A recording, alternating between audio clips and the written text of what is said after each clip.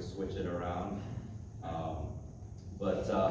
I want to thank the Cold Pressure Council, PMMI, for having us and inviting us to speak. As you can see in the first opening slide, it's supposed to be myself and Prem.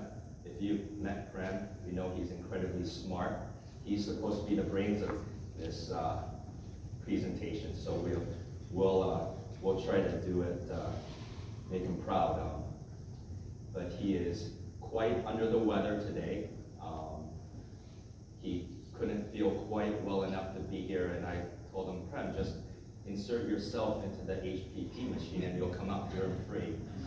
He didn't seem to like that idea too much. I was hoping that we could start a new application for HPP, being that we're in the Cold Pressure Council conference.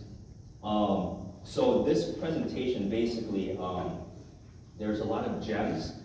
There's a lot of words on the slides, which is not really my style, how to present, but it's more of like a presentation / white paper. So I'm told that you will all get copies of the presentation afterwards. So a lot of the slides I'm just kind of going to gloss over. It's mainly used for a reference for you. They're nice things if you want to explain HPP to other people, or they're a nice reference, a lot of bullet points to get you thinking and asking the right questions as it relates to packaging. Who is Teinnovations? Well, you didn't come here to hear about Teinnovations, but we started in 2001, and now fast forward to today, we have a great team of folks, very smart folks, and we help a lot of people solve a lot of problems with their packaging. Specifically today, we're going to be talking about HPP. Packaging may not be the first thing you think of when you are trying to launch a food product. You want to launch a food product, so you think about your food product. But packaging is extremely important, and if you're not thinking about it first, you're going to be thinking about it pretty quickly, because you need to think about how to get your food through the HPP process to survive it, and then what happens afterwards, transportation, marketing, etc. So it is very important, and as you'll see, the packaging is much more, whether or not the packaging succeeds or fails is a lot more than just does it make it through HPP without leaking. There's so much more than that. So let's get started. There's a main packaging flow. These are the topics that we're going to be talking about today. HPP affecting packaging, in case there's some first-timers here. Food spoilage, as we know, it starts as soon as the food is harvested and the little microorganism, the bugs, start going to work. Nice graphic here, what HPP is used on. Some trends in the market, we can see HPP is projected to grow a lot, and that's obviously why we're here today. We want to be a part of that. This is a neat graphic to kind of put into perspective where HPP is, 87,000 PSI. So if this is a Prem thing, if you calculate an African elephant at 12,600 pounds plus a 140-pound gal on top, 3 of those on the space of a penny is about the pressure of the HPP, so that's interesting. 87,000 PSI. Diamond synthesis, or when carbon starts to crystallize into a diamond, is 510,000 PSI. That's important because we're going to talk about how HPP crystallizes packaging materials and what that does to the barrier characteristics. So it's not quite 510,000, but we're not working with carbon, we're working with polymers. So it's pretty cool. A lot of words on this slide, but what's interesting I want to kind of point out in the lower left-hand corner, you'll see the polymer chains. You'll see areas of red where you've got some crystallization going on, and then you've got amorphous regions. So from a molecular standpoint, the amorphous regions are where the oxygen that's important to a lot of people will pass through. And in many applications, you don't want the oxygen. And so it's important to know what happens. The fourth sticky note there, HPP is uniform and it's consistent in all directions. So it's isometric pressure, it squeezes from all directions. We'll have some props here to kind of show you, help you visualize what exactly is going on. But it's kind of hard for someone to really picture how it's pressing in from all directions. But that's exactly what happens. Packaging, the effects of post-HPP. The packaging is very important. So this slide just compares the total play counts to psychotropic with psychotropic bacteria on two different packaging materials, LDPE and one with EVOH. And as you can see, over time, the EVOH keeps it under control. So right when HPP happens, they're both at the same level. But over time, the packaging definitely plays a very important part in keeping it where you want it to be.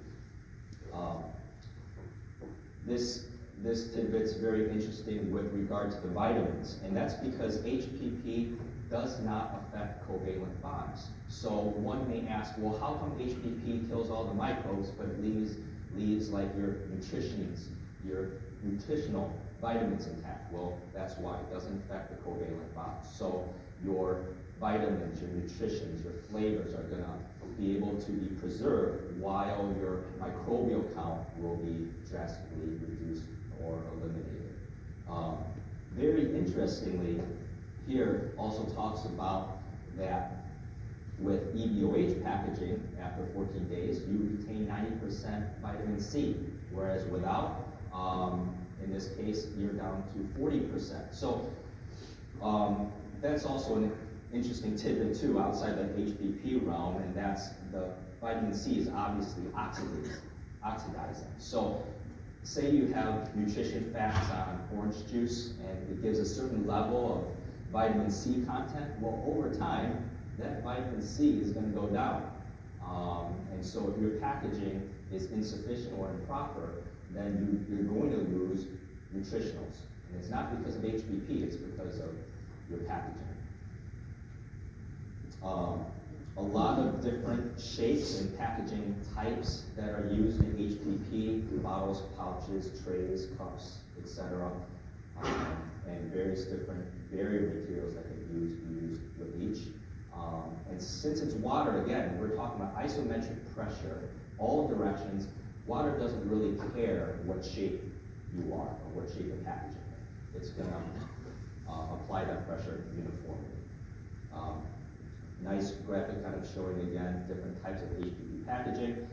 Just a moment to spend on spores. Spores are very challenging, even through HPP. And why is that? Because the spores, under electron microscopy, as you can see on the lower right there, the spore will actually form a protective shield, if you will, a membrane to protect itself. And that's exactly what it does, and why spores are able to survive HPP. So this is a very important thing. Some people feel that if they have HPP, that they can all of a sudden be lazy. And you know, it really doesn't matter what I do in my food handling and my production process, HPP will take care of it. That's not true, and it's not a good habit to get into. You want to start with the cleanest possible product already. You want good food processing practices, good safe food handling procedures. Don't rely on HPP to fix your problems or allow you to be sloppy. That's not what it's there for.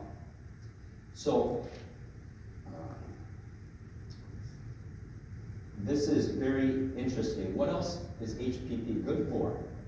It also, in this case, for people interested in guacamole, polyphenoxidase, and other enzymes, for example. I had to practice a long time to say that big monster word. various enzymes are responsible for the browning, say in avocados. And so HPP actually inactivates those enzymes, and over time they will continue to decrease. So in other words, if you take guacamole post HPP and guacamole without HPP, you'll see that the one that has the enzyme inactivated will take longer to brown. So I take a good foods guacamole, for example, it will be superior to a non-HPP product. HPP packaging flow sheet. Your packaging comes in, goes through those various processes. We'll see an expanded version of the lower right in a moment here. This slide basically just shows that there is temperature increase with HPP. Not a lot, but it is there, and you should be aware of it because it can affect your packaging or it can affect your food product. How much depends on your pressure and your conditions, but it is there. Volume does change, water does compress, and that's what this chart shows. If you want to, if you're wondering what pressure compresses and how much, you can use this. Temperature also affects pressurization as well, or vice versa. How much is pressurized will increase the temperature, and here's a good chart for that. So here was that expanded view. You've got your product loading going in the top, your vessels, the HPP happens in the vessel, gets pressurized, and then it gets unloaded. So when we talk about HPP failures, something is happening on this screen, why we talk about HPP failures. But notice this screen is not just the machine. This screen includes the loading and unloading. So we want to talk about that for a bit. When people come to us and say, hey, I'm getting a lot of failures, well, in their mind, it must be happening in the 87,000 PSI portion of it. Because if it survives that, then it can survive anything, right? Well, not necessarily, because again, the 87,000 PSI is isometric. Anything happening outside of that is non-isometric. So, let's see, is it the next one? Here's product being loaded. So you see that there's a pretty significant drop. Granted, there's a ramp, but if product falls off the ramp and falls on the floor, that's a pretty significant drop as well. I've also seen huge drops on the unloading side. They just take the carriers, they dump it, it goes down a conveyor belt, maybe some dryers, and it might drop a good 4 feet. Now, you've got a container, you've got another container, drops 4 feet, and hits that one smack dab right in the middle. So that is a very, it's a very pointed, sharp impact. So all the pressure is at that one impact point. Not isometric, not everywhere, only at that one point. So it's very conceivable that you could have a failure there. I've seen people unload on the unload station. They're taking containers out, maybe putting a lid on, and then throwing it literally across the room, 15, 20 feet into a big bin. And I'm standing there with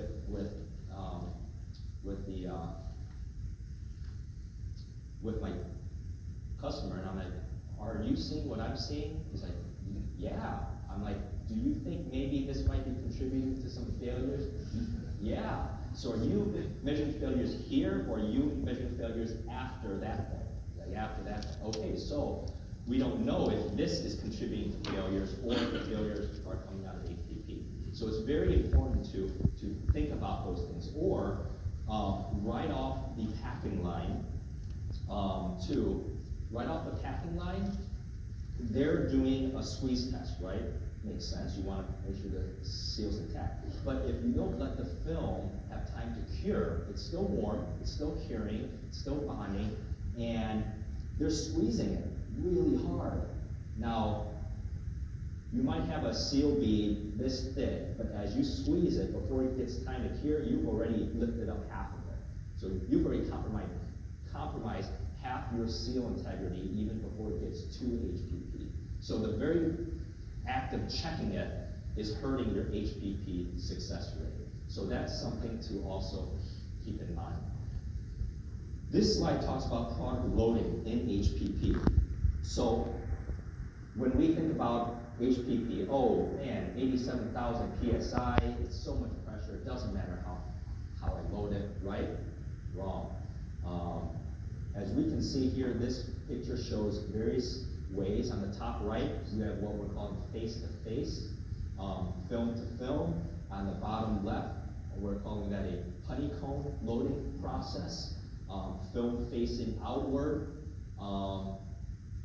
The idea is HPP can be very violent, especially at the decompression process. So you pump it up to 87,000 PSI, you hold it, and then the decompression process happens very fast. It goes from 87,000 PSI back to ambient atmosphere, very fast. So in that process, when all that water gets evacuated, things are moving around extremely violently. Things are knocking into each other. So process of loading patterns definitely matter. Interestingly, in this case, the honeycomb allowed us to put in 35% more product in the carrier. Face-to-face, 32%, and a leaker rate reduction of 8% in this particular case. So, of all the HPP machines, processes I've been around, the cycle time is much longer than it takes to load a carrier. So the folks are loading the carrier, then they're waiting. They're doing something else, or they're just waiting for the cycle to end. Why not take the extra time to load them in a very thoughtful process so you can get more per cycle? You increase your efficiency drastically and reduce your leaker rate potentially. So really something to think about. Again, just a slide to get some thought processes going surrounding HPP and packaging. Different types of packaging materials for HPP. CPET is one. Again, a lot of words, don't read them now, go home and read them. I'm not going to read them to you. Highlighted one bullet point, wide flange is very important. It allows things to be more forgiving, things like rim contamination, etc. But CPET is very successful. CPET, the C stands for crystallized PET, so it is already a pretty decent barrier. You've got APET, or PET. It's also a very popular material used through in HPP polypropylene as well. Does HPP affect barriers? So this is very interesting. So you've got aluminum oxide, you've got EVOH, pre-HPP, the same. Post-HPP, you've got aluminum oxide actually becomes a worse barrier, significantly. EVOH actually gets a tad better, and why is that? Well, again, we're talking about high pressure, and the EVOH actually partially becomes crystallized, so it actually becomes a little better. The oxygen actually has to take longer detours and take a longer path, and it's slower getting through the material. And why is that? So here is electron microscopy of silicon oxide, but aluminum oxide has the same characteristics. So you see pre-HPP on the left, post-HPP on the right, a lot more cracking, a lot more things happening. It's, instead of crystallizing the material for aluminum oxide or silicon oxide, it actually breaks apart the material, thus creating more channels for oxygen to pass through. And it's important to understand the physics and what happens at these high pressures when you go about selecting your packaging materials. Here's another one. You see on the lower left, we've got delamination between the polyethylene and PET. You've got a very poor adhesive layer happening there, and also on the right, even metallized as well. So what we find a lot of cases is folks who are getting into HPP, or even suppliers, even packaging suppliers, they'll say, hey, my customer is using HPP. They're asking me for a film or a container. Oh, here, use this, see if it works. And if it works, great. We see folks just using off-the-shelf products that maybe they already have in their portfolio and hoping it might work in HPP. And sometimes it does.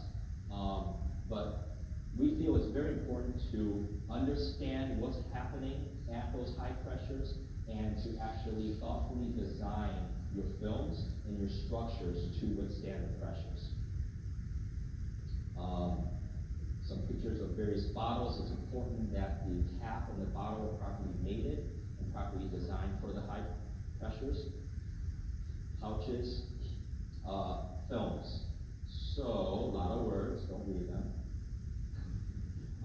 This slide shows that film is a multi-layer structure. You might see it as a very thin piece of plastic. You're like, oh, film, one layer. No, it is a lot of layers, a lot of stuff happening.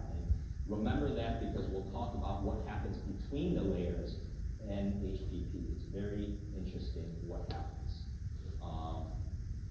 Different types of lidding films. You could have, and various different types of properties that you want to consider as well. Again, a good bullet point checklist to run down when you're selecting films. So take this slide home when you're trying to select a film, run down these things and make sure you've thought about each one. Or you can call us and we'll help you through it. Seals.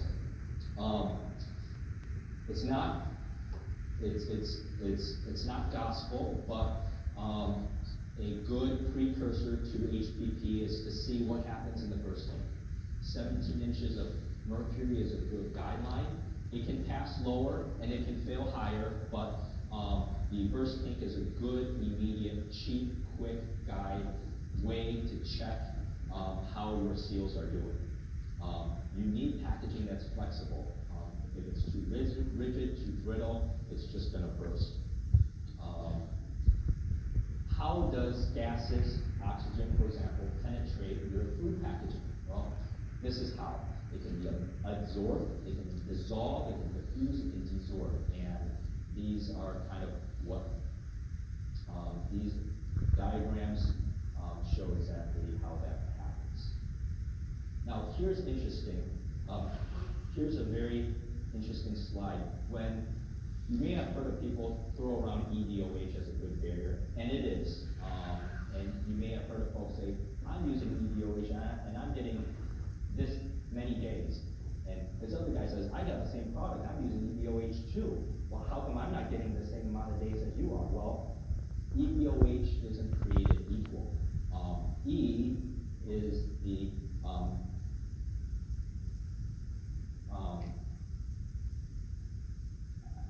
ethylene vinyl alcohol. So prior to EDOH, they didn't always use ethylene component. So how much ethylene your EDOH contains affects your barrier level. So here in this chart, you have 44% ethylene, 32%, 27%, and the ethylene content you have in your EDOH can affect your barrier level drastically. So from 44 to 27, that's a factor of 10. That's a huge difference. So why would anybody accept less? Like, why would we use more ethylene than less cost? That's what it is.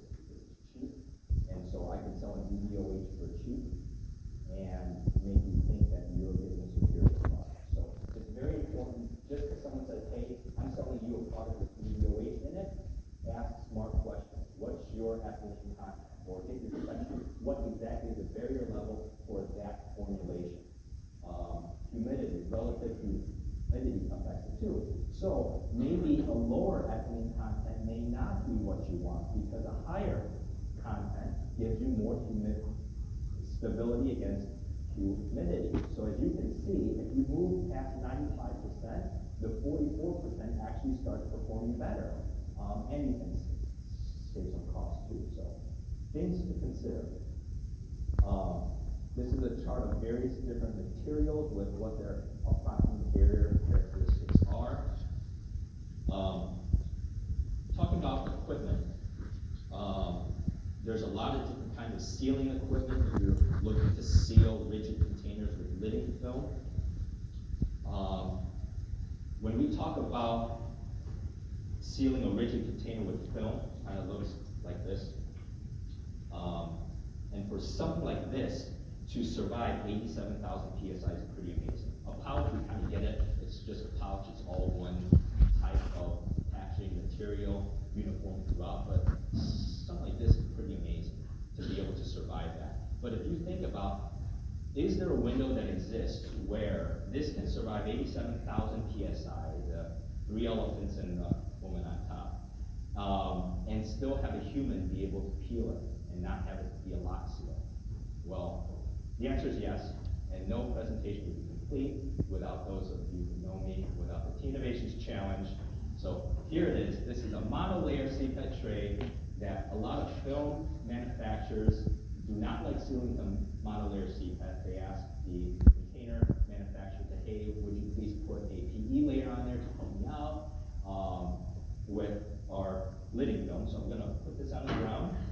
I'm going to put my foot right on the middle of the tray and use all my weight on it. And you see that it holds. Ta-da. And then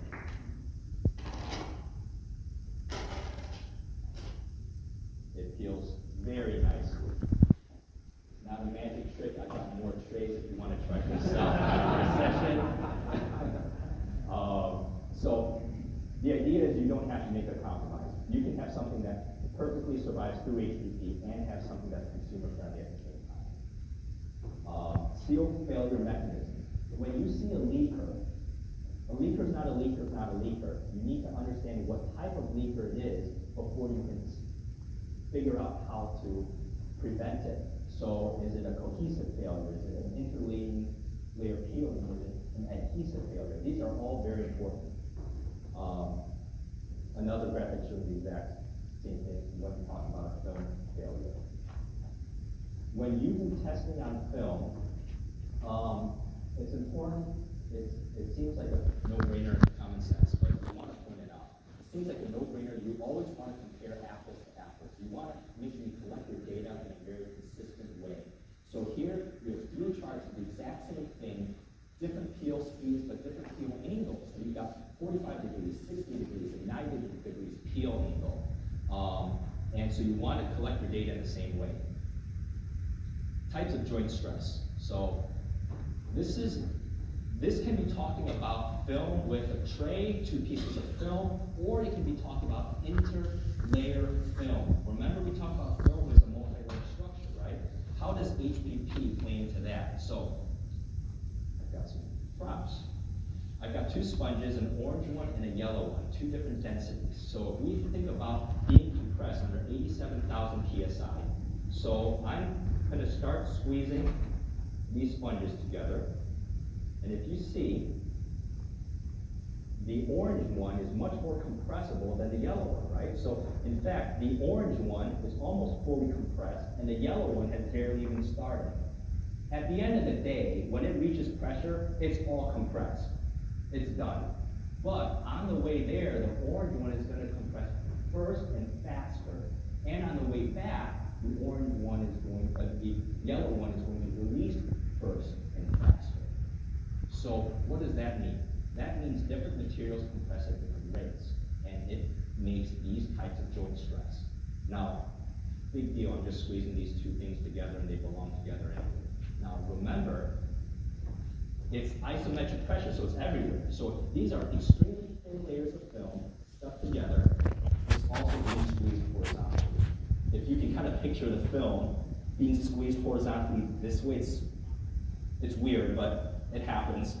So as I squeeze these horizontally together, again, the orange one is going to be compressed first.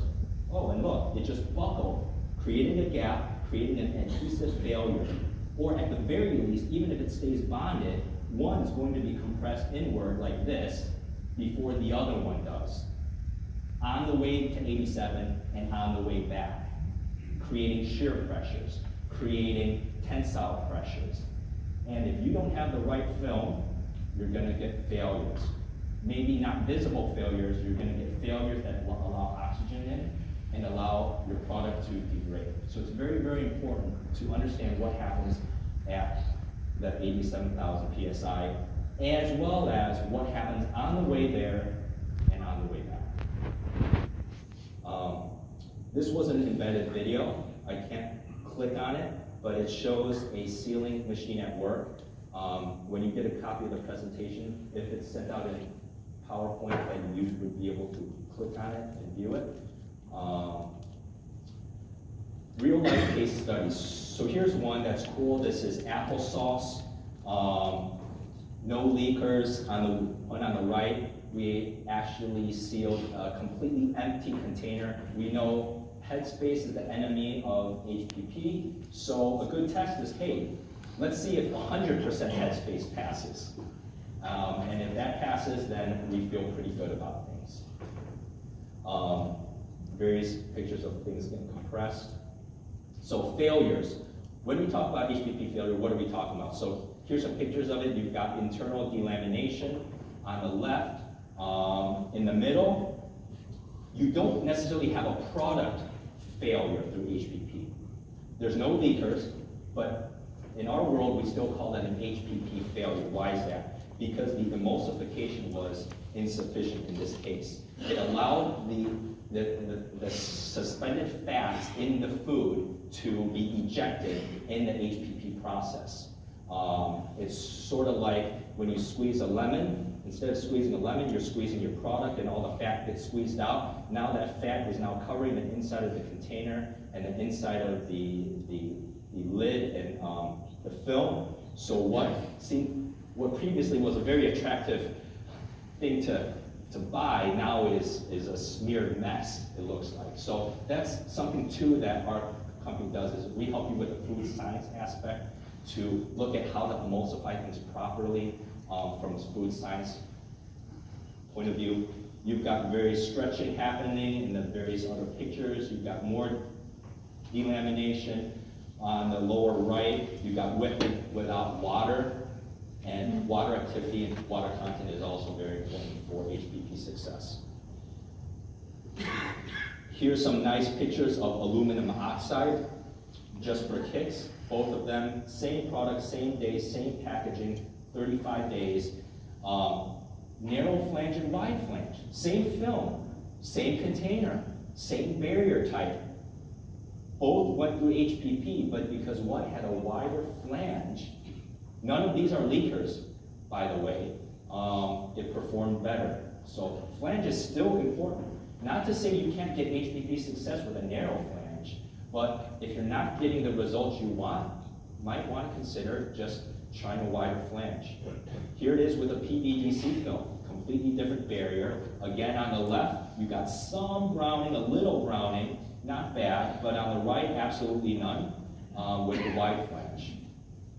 So what are we talking about wide flange? On the left, we've got the 7 millimeter. On the right, we've got a 4. So 7 is what we would call a wide flange, a very wide flange, actually.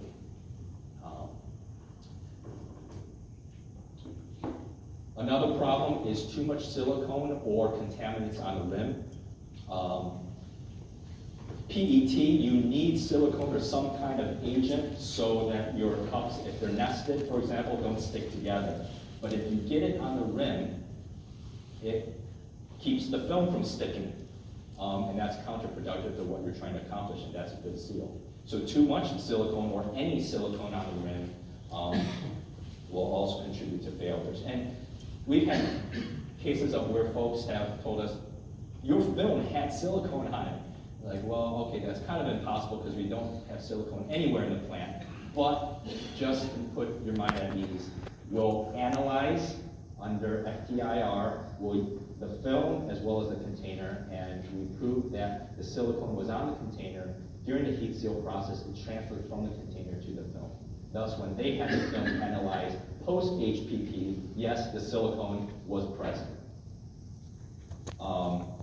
Here you see on the right, you've got some white stretch marks happening right by the rim. That's poorly selected film for HPP. This is interesting. So when we talk about headspace, the reason we talk about headspace is we're talking about air. And there was a situation where we had some folks have, really very minimal headspace, but all of a sudden they were getting a lot of failures, like 11%. And so we looked and we examined their entire process, and we found that they were using a high-speed chopper, which most of the time was okay. But for some reason, at the end of their batch, they would run these full batches. At the end of their run, they had one where it was just half full. And so half full, they had a lot of air in the chopper, and it really folded in a lot of air into the product itself. Now, when they filled it, it didn't appear to be that way. The headspace still appeared to be minimal. But later on, during the HPP process, the air is there. The HPP won't lie. It will find it. If it's in the product, if it's in the headspace, it doesn't matter. The air is in there, and it will affect your process. So something to keep in mind. Your equipment too. I mean, you gotta maintain it. You gotta, it seems kind of redundant to talk about it, but when your heater surfaces are not clean or your blades are not sharp, it's gonna affect your seal. If your temperatures aren't calibrated properly, it's gonna affect your seals also. You could use there's a lot of tools there to see how your sealing surface is and what kind of pressure contact you're making. A lot of words, not for today. Another video just kind of showing the process of how a container is sealed. Fortunately, I can't play it. Oh, I can play it. This is cool. Goes in, it turns red, it gets hot, it seals it, the blade comes down, cuts it, and voila, there you go. A heat-sealed lidding film container, all ready for your HPP enjoyment. Seal strength as a function of temperature. This is a cool slide because towards the end, you see the temperature has the seal strength has plateaued. In fact, if we kept going, the seal strength would go down. So, in other words, why should I seal at 180 with this particular instance if I can seal at 140 and get the same thing? The answer is you shouldn't. You should seal at 140. What happens is, usually, to a point, the higher you go in many films, the stronger the seal strength. But if you keep going up, you're going to get so hot, the adhesive is going to start to get liquefied, and you're actually, with your seal pressure, if your pressure on your machine is too high, it will squeeze out your seal layer of the film and push it out of the way, and then your seal strength will actually go down. So generally we say to start low to mid and then gradually work your way up and see when it plateaus. Peel strength curve. This is a good thing to plot out if you have a peel tester. If not, you could send your samples to us and we'll run it through our peel tester in our lab for you, and we'll send you back the data. Guidelines, more words, don't worry about it. So this is just one of our workhorses, HPP lidding films, compared with some of the other ones that are out there, showing that there can be a very drastic performance difference. So oftentimes your buyer will be looking at cost per MSI. How much does this film cost? How much does it? Well, you can't compare it that way when you're talking about HPP, because if you're 1% more failures, that's money, a lot of money, because that's product that's ruined. And so don't be penny wise and pound foolish by trying to pinch pennies with the packaging just to get headaches with HPP failures later. It's better to get more insurance with the packaging and have really good packaging that is that saves you in case anything in your process goes wrong.